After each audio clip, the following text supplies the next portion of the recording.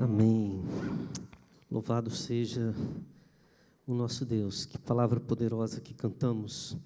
Quero te convidar a abrir sua Bíblia, aí em casa, aqui no templo, em Mateus capítulo 24, a partir do versículo 32.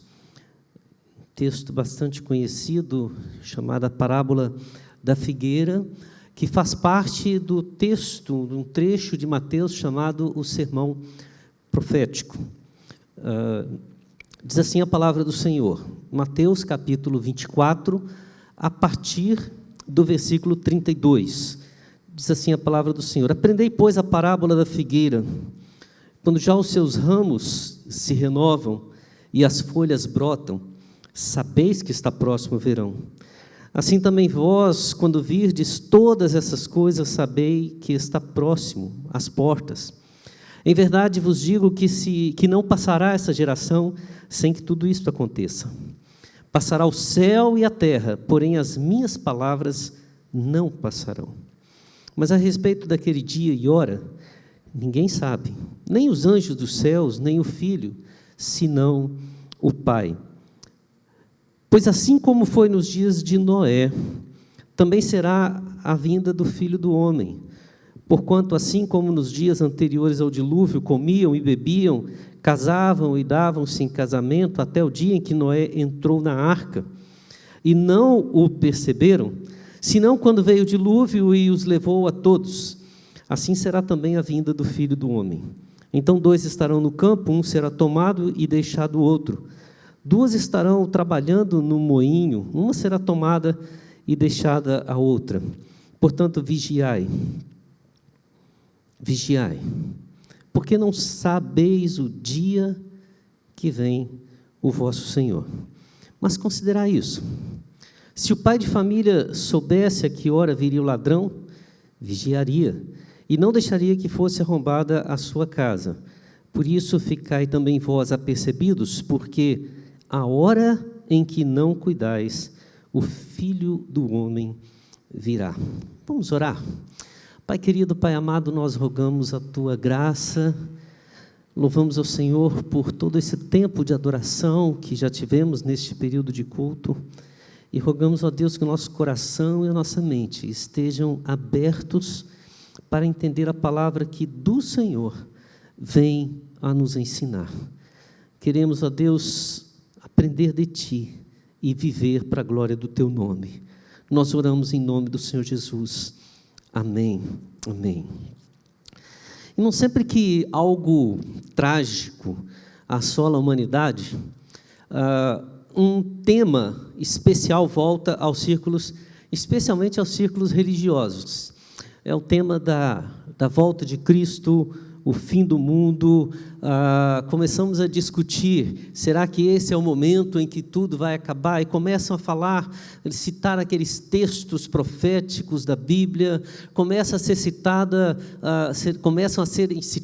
diversas referências e profecias e outras coisas, como se fosse o tempo preparado para o fim do mundo, a volta de Cristo e outras coisas que começam a ser discutidas. Mas quais são os sinais que nós temos na Bíblia do fim dos tempos, né? Nós poderíamos pegar 2 trechos que falam a respeito de um fim e pegar como exemplo. O texto de Mateus 24 é um dos que nós tomamos como referência. Se você pegar a partir do início do capítulo, verá que eu tentei resumir aqui em 3 grandes grupos alguns sinais que demonstram a proximidade da volta do Senhor Jesus, que seria um tempo escatológico em que Ele está retornando para restaurar o seu reino eterno e que é chamado por muitos assim como o fim dos tempos. A primeira característica que a gente vai ver é um aumento da religiosidade. Observe bem que aumento da religiosidade não está exatamente ligado com um aumento de um compromisso com a vida cristã ou com o Evangelho. É como se estivesse dizendo que as pessoas se devotarão mais a alguma crença, alguma fé. O texto vai dizer que muitos se apresentarão como enviados. Muitos dirão, eu sou o Cristo. Muitos dirão, ele está ali, ele está acolá. Ou seja, haverá uma multiplicação de religiões, uma multiplicação de pregadores, de anunciadores de esperança, de uma fé, firmando a sua mensagem em uma religião. Ou seja, a religiosidade crescente é uma marca do fim dos tempos. A outra coisa que Mateus vai dizer que haverá muitos eventos cataclísmicos, né? Não somente no sentido de guerras, conflitos, tragédias, terremotos, sinais que têm a ver com convulsões sociais, porque não podemos dizer, em outros contextos, falam-se até de pandemias, o contexto em que vivenciamos, mas tragédias sobre tragédias. É interessante que toda vez que a gente começa a analisar os nossos últimos tempos, nós vamos ver que isso é um tema constante do nosso dia a dia, uma coisa atrás da outra. Tudo isso nos faz pensar, sim, a hora está chegando, o tempo está se cumprindo. Mas tem uma outra situação, porque é interessante que, apesar de ter um aumento da religiosidade, Jesus deixa claro na mensagem, nesse sermão profético, que haverá uma postura anticristã. Sereis perseguidos, sereis traídos, odiados de todas as nações, as pessoas procurarão matá-los, e é muito interessante pensar que isso parece se opor à ideia da religiosidade. Veja, o povo está se tornando cada vez mais aberto ao religioso, aberto a uma espiritualidade, desde que não seja uma espiritualidade fundamentada, como cantamos, em Cristo. Desde que não seja seguindo os padrões do Evangelho de Cristo. E muitos destes usarão o nome de Cristo. Não esqueça que Jesus diz que, no momento do encontro com algumas lideranças evangélicas, ou lideranças cristãs, fica melhor dizendo assim, no dia de prestar contas no juízo, ele dirá, muitos naquele dia dirão, Senhor, Senhor, em teu nome, no nome do Senhor, fizemos sinais, prodígios, pregamos, expulsamos demônios, fizemos coisas maravilhosas, ou seja, falamos do seu nome, e Jesus diz, nunca vos conheci. Esse é um contraste típico do fim dos tempos. Uma sociedade sedenta por uma religião que pode falar de Cristo, mas não está comprometida com Cristo, com o Evangelho do Senhor Jesus, com a mensagem cristã. Então elas perseguem, elas traem, elas odeiam, elas matam, tudo aquilo que tiver algo a ver com o que foi ensinado por Jesus, que está exposto no Evangelho.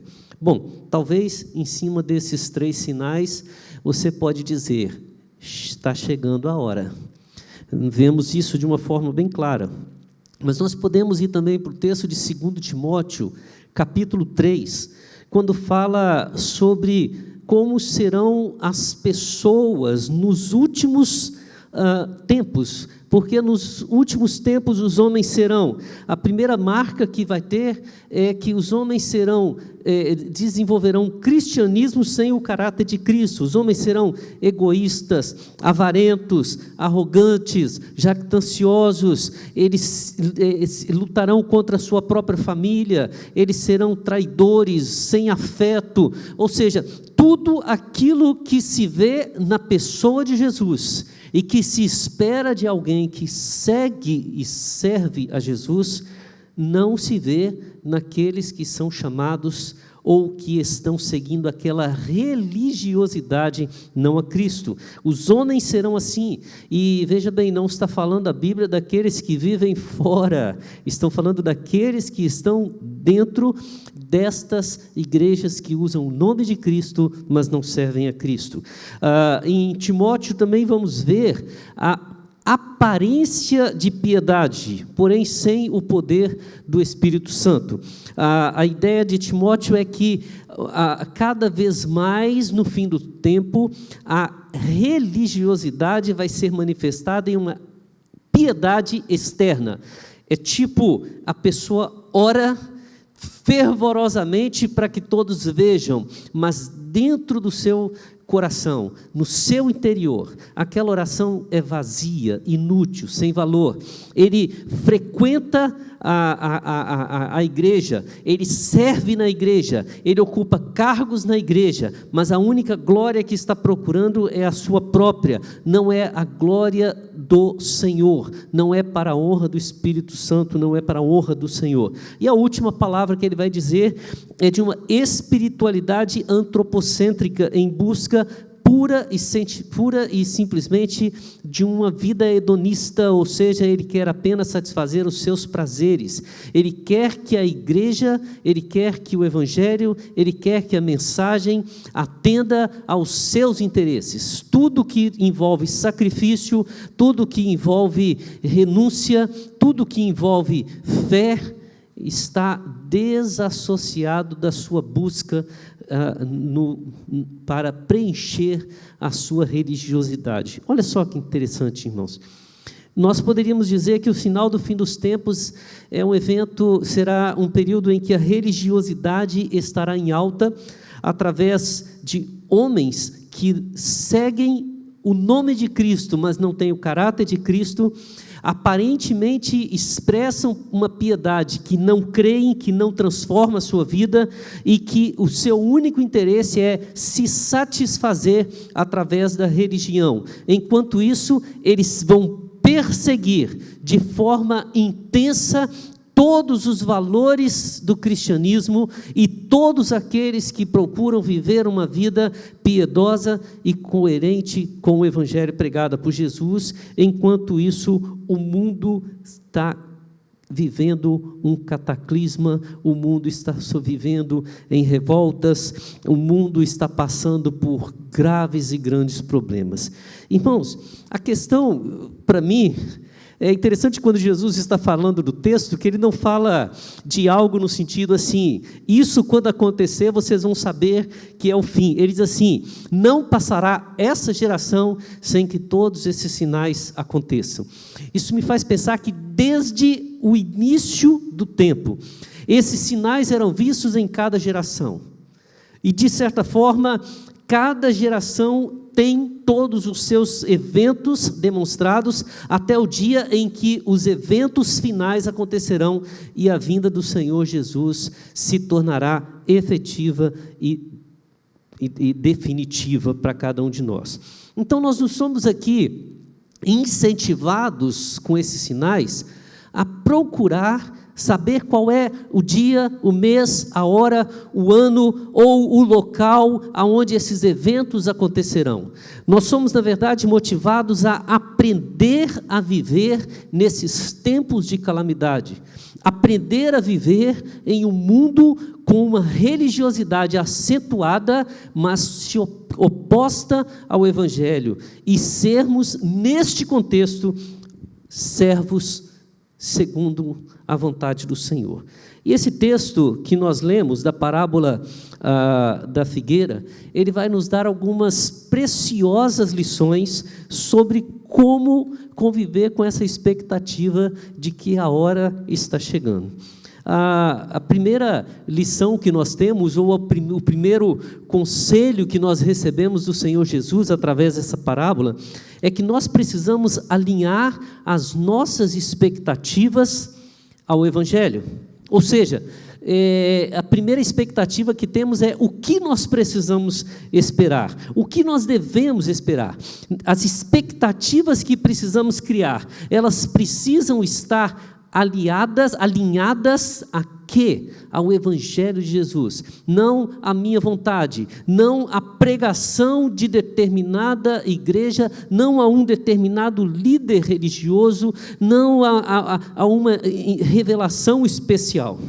Ela tem que estar aliada ao Evangelho anunciado e pregado pelo Senhor através da Bíblia Sagrada, né? E como é que nós vamos fazer isso? Observe que no versículo 32, Jesus vai dizer, aprendei, pois, a parábola da figueira, quando já os seus ramos se renovam e as folhas brotam, sabeis que está próximo o verão. Assim também vós, quando virdes todas essas coisas, sabei que está próximo, que está às portas. A parábola está dizendo que todos aqueles que conhecem a árvore, que sabem o funcionamento, ou que estão ligados à videira, vamos dizer assim, a parábola é da figueira, mas nós temos a ilustração de Jesus, quando fala que Ele é a videira verdadeira, e nós somos os ramos, e nós cantamos isso hoje, né? Quando estamos ali, frutificaremos, e o primeiro fruto que vamos produzir é saber reconhecer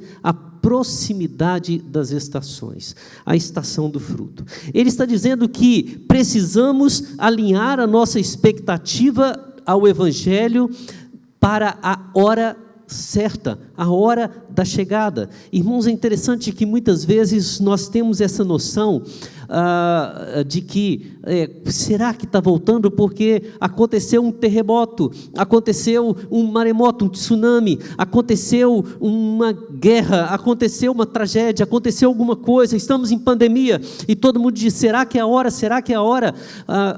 Jesus diz, aqueles que conhecem o Evangelho, saberão a hora certa, entenderão o momento certo. Isso vai trazer tranquilidade, porque a nossa expectativa não é posta apenas nos eventos ou naquilo que falam, ela é posta na palavra anunciada e revelada pelo Senhor Jesus. Observe bem, ao alinharmos as nossas expectativas ao Evangelho, nós temos a segurança de que a hora certa, a hora que chegar, nós teremos a ciência, por causa de sabemos que sinais estão próximos, o verão está próximo, nós entendemos as estações, mas nós sabemos que os eventos hão de acontecer. O versículo 34 vai dizer que, em verdade vos digo que não passará esta geração sem que tudo isso aconteça. E é interessante que a visão que Jesus passa é de que naquela geração a quem ele anunciava o sermão, aquela geração veria todos os efeitos, todos os sinais, toda a anunciação da chegada do verão, como está anunciando aqui da parábola da figueira, quando já os seus ramos se renovam e as folhas brotam, sabemos que está próximo o verão, ou seja, aquele momento chegaria para aquela geração, e aqueles que estavam firmados em Cristo saberiam que os sinais aconteceram e aquilo que o Senhor anunciou se cumpriria. Mas o texto vai dizer no versículo 35 que passará o céu e a terra, porém as minhas palavras não passarão.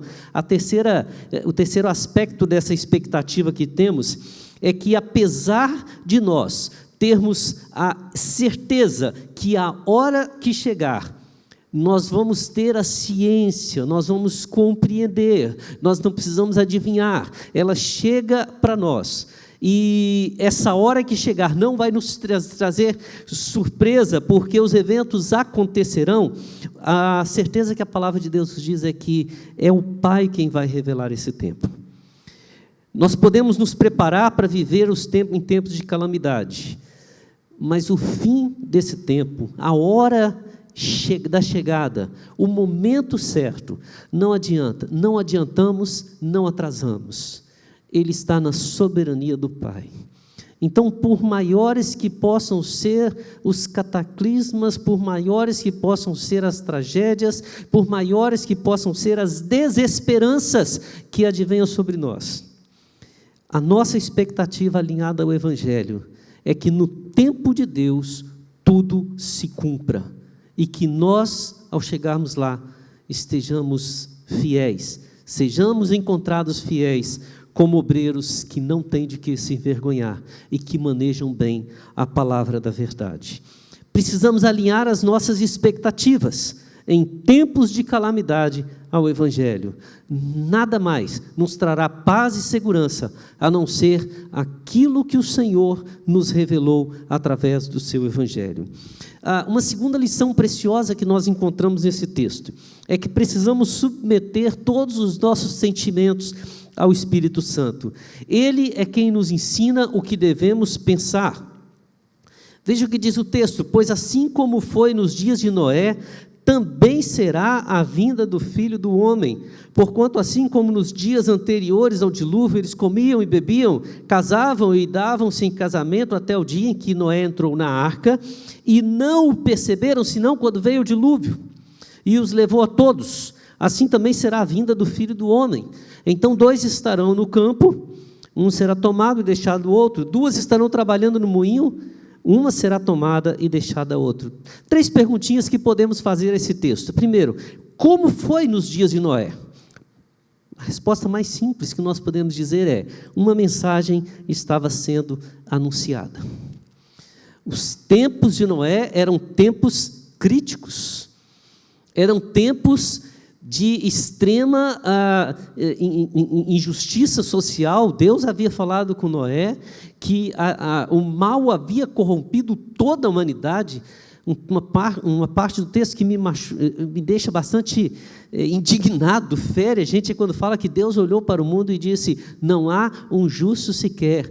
E de repente, no meio daquela injustiça completa, ele olha e diz assim: Noé achou graça diante de Deus. E Noé achou graça diante de Deus, não é porque ele era o homem mais bondoso da terra, não é porque ele era o homem mais perfeito da terra, é porque Deus colocou sobre ele, colocou nas suas mãos, na sua boca, a responsabilidade de anunciar ao mundo a graça e o juízo de Deus. Uma mensagem estava sendo anunciada. Podemos viver tempos difíceis, mas Deus deu a nós, como deu nos tempos de Noé, a responsabilidade de anunciar a salvação, de anunciar a graça. E é assim que devemos viver, e é assim que devemos sentir, e é assim que devemos pregar o Evangelho. Mas como foi nos dias anteriores ao dilúvio? Acho que a palavra está diretamente ligada. Nos dias de Noé, uma mensagem estava sendo anunciada, mas nos dias anteriores ao dilúvio, Noé e sua família construíam a arca, enquanto os demais mantinham a sua rotina de eventos e festas. Casavam e davam-se em casamento. Eles cumpriam tudo o que o coração deles desejava. Comiam, bebiam, ou seja, agiam como se nada estivesse acontecendo. Mas não era assim com Noé, e nem com a sua família. Talvez a gente gosta de fazer algumas conjecturas, não é verdade? Nessas horas, talvez você fique pensando: gente, como é que deve ter sido, né? Noé está lá com a sua família, construindo aquela arca, trabalhando pesado, trabalhando duro, em cima de uma promessa de uma grande chuva que viria, e isso não foi questão de alguns dias, talvez anos e anos trabalhando. E aí eles terminam aquele dia e vê todo mundo em festa, todo mundo contemplando, todo mundo festejando. Que coisa maravilhosa. Parece alguns dias em que a gente olha o mundo dizendo para nós tomarmos cuidado, usarmos as máscaras, usarmos o álcool em gel, ficar em casa, não aglomerar, e aí de repente a gente liga a televisão e vê uma festa enorme. Não é verdade, gente? Isso está acontecendo, não está? Acho que eu sonhei aqui. Ninguém está. Não. O texto está dizendo que isso acontecia nos dias de Noé. E nós não estamos anunciando fique em casa por causa de uma pandemia. Nós estamos anunciando o Evangelho que diz: olha, tem algo muito pior do que um coronavírus, que se chama o pecado. E que se você não render a sua vida a Jesus, não é o dilúvio ou não é uma pandemia que vai tirar a sua vida. É exatamente a morte eterna. E anunciamos e pregamos, e assim continuamos, anunciando o Evangelho como nos dias anteriores ao dilúvio. Mas a Bíblia diz que, como nos dias anteriores ao dilúvio, a rotina do mundo se mantinha. E inclusive dentro da igreja, continuávamos dando descrédito, desacreditando da palavra anunciada pelo Evangelho. A terceira pergunta que a gente pode dizer é: mas como foi quando aconteceu, quando Noé entrou na arca? Quando Noé entrou na arca, Deus executou juízo e graça. A graça para com a família que foi salva e para com todos os animais que entraram na arca. O juízo para com todos que pereceram não entrando na arca. Irmãos, como é que devemos carregar ou conduzir o nosso sentimento nesse tempo? Nós precisamos entender que, seja na alegria ou na tristeza, que sejam nos momentos de angústia, aflição, sejam quais forem, nós precisamos entender que tudo que sentimos, tudo que pensamos, tudo que nos alegra ou nos entristece deve ser submetido ao controle do Espírito Santo. Ele é quem cuida de nós. É assim que aprendemos a conviver em tempos de calamidade. Aprendemos a conviver em tempos de calamidade quando alinhamos as nossas expectativas ao Evangelho e esperamos o que o Evangelho fala que devemos esperar, até o dia em que o Pai revela a sua vontade. Alinhamos ou submetemos todos os nossos sentimentos, tudo que pensamos, todo o nosso lado emocional ao Espírito Santo, entendendo que na alegria Ele está no controle, na tristeza Ele está no controle. Aqueles que estão vivendo a mensagem e alcançam a graça de entrarem na arca, eles experimentarão a graça. É porque Deus tem o seu propósito a eles. É assim que nós caminhamos em tempos de calamidade. Mas, para terminar, nós precisamos aprender a viver como servos do Senhor Jesus. O que devemos viver? O que devemos fazer? Se primeiramente precisamos alinhar a nossa expectativa, e em segundo lugar precisamos submeter as nossas emoções, os nossos pensamentos, os nossos sentimentos, agora nós precisamos agir. Não basta apenas nos preparar para a batalha, precisamos ir à batalha. O texto vai dizer no versículo 42 em diante: portanto, vigiai. Vigiai, porque não sabeis em que dia vem o vosso Senhor. Mas considerai isso: se o pai de família soubesse a hora que viria o ladrão, vigiaria e não deixaria que fosse arrombada a sua casa. Por isso, ficai também vós apercebidos, porque a hora em que não cuidais, o Filho do Homem virá. São 3 palavras que destacam esse texto. Primeiro, vigiar. Vigiar não se trata de parar tudo e ficar observando, mas de manter a atenção sempre acesa. A ideia do vigiar aqui é como você ter que atravessar uma rodovia daquelas bem movimentadas e não ter nenhuma passarela, não ter nenhum sinal.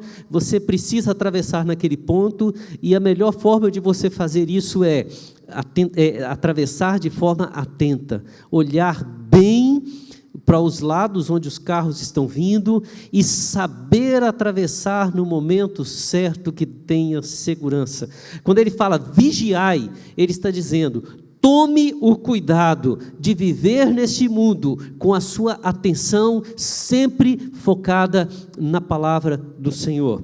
Quando ele fala de se prevenir, olha só, ele diz: considerar isso. Se o pai de família soubesse a que hora viria o ladrão, vigiaria, mas ele completa, e não deixaria que fosse arrombada a sua casa. Significa que ele vai colocar todos os equipamentos de segurança necessários para que o ladrão não chegue e tenha facilidade.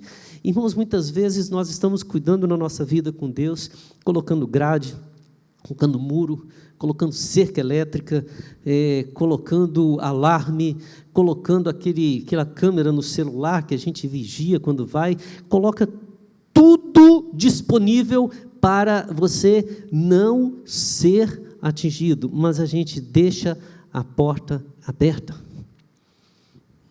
Não adianta se encher de segurança e não tomar o cuidado de se prevenir, de ser cuidadoso, meticuloso com as coisas que você está fazendo. É reforçar os pontos de fragilidade na segurança da sua vida. Jesus nos orienta a olhar para dentro de nós. Senhor, nossa expectativa está totalmente alinhada com o Evangelho. Senhor, o meu sentimento, meus pensamentos, minhas emoções estão totalmente submissas ao Espírito Santo do Senhor. Eu estou vigiando, atento, mas estou me prevenindo para os dias maus? Estou cuidando das minhas fragilidades ou eu estou desafiando o Senhor? E no final, quando ele fala, nós não sabemos a hora em que ele virá, e ele virá na hora em que nós não cuidamos, ele nos chama a perseverar. A vigília e a prevenção precisam ser um hábito, pois qualquer desatenção pode ser fatal, como vigiar, por exemplo, para os antigos, né? Como vigiar o leite. Quem lembra dessa história? Antigamente era tão legal, você colocava o leite no leite tipo C, do saquinho ainda, né? Colocava na panela para ferver e ficava lá vigiando. E a pergunta é, quanto tempo o leite levava para ferver e derramar, né? A gente tinha o hábito de dizer, ele leva o tempo necessário para você tirar o olho por 1 segundo. Na hora que você tira o olho e volta, ele derramou. É mais ou menos assim que o Senhor nos fala, é estar atento para vencer aquele desafio e ir até o fim, perseverar até o fim. Lembro de uma vez um amigo que comprou um carro e fez tudo que ele achava que poderia ter sido feito, né? Só faltava levar para fazer o seguro. Mas ele tinha comprado alarme, tinha comprado... eu sei que tinha um monte de coisa. Aí roubaram o carro dele. Eu falei assim, que bom, né? Tem seguro? Não, eu estava estacionando o carro para fazer o seguro. Mas não tinha aquela tranca? Ele falou assim, naquele dia eu não levei. Mas você não tinha um rastreador? Ele falou assim, esqueci de ligar. Um esquecimento, uma coisa que achou desnecessário, e ele estava na porta do banco para fazer o seguro quando o carro foi levado. Perdeu. Irmãos, a ideia do que o Senhor coloca aqui é de perseverarmos, entendendo que o menor momento de distração pode nos ser fatal. Para concluir, nós podemos dizer que a hora está chegando, mas jamais saberemos o momento exato. A hora está chegando. Desde que Jesus pregou esse sermão pela primeira vez, a hora está chegando. Estamos muito mais perto de reencontrar com o Senhor hoje do que estavam os apóstolos, do que estavam os reformadores. Se o Senhor nos presentear com a sua vinda na nossa geração, quem sabe hoje ainda, que pensam, mas se demorar mais algumas gerações, elas estarão mais perto do que nós. Não saberemos a hora, mas uma coisa nós podemos fazer agora. Primeiramente, nós podemos colocar todas as nossas expectativas na vontade do Pai, conforme revelada no Evangelho de Jesus. Eu só preciso esperar naquilo que o Senhor anunciou através do seu Evangelho, e nada mais. Nós podemos manter a nossa fé e sermos fiéis à mensagem anunciada por Jesus, e confiar nele, de forma que a minha alegria está toda no Evangelho, e é no mesmo Evangelho que as minhas angústias e tristezas são controladas pelo Espírito Santo do Senhor. E, acima de tudo, nós podemos viver a normalidade da nossa vida. Devemos viver a normalidade da nossa vida, com cautela, seguros em Cristo e perseverando na comunhão com Deus, sabendo que não temos que adivinhar nada, temos apenas que viver. Viver em tempos de calamidade, que nos exige conhecer mais o Evangelho, depender mais do Espírito e andar mais parecido com o Senhor Jesus. Que Deus te abençoe.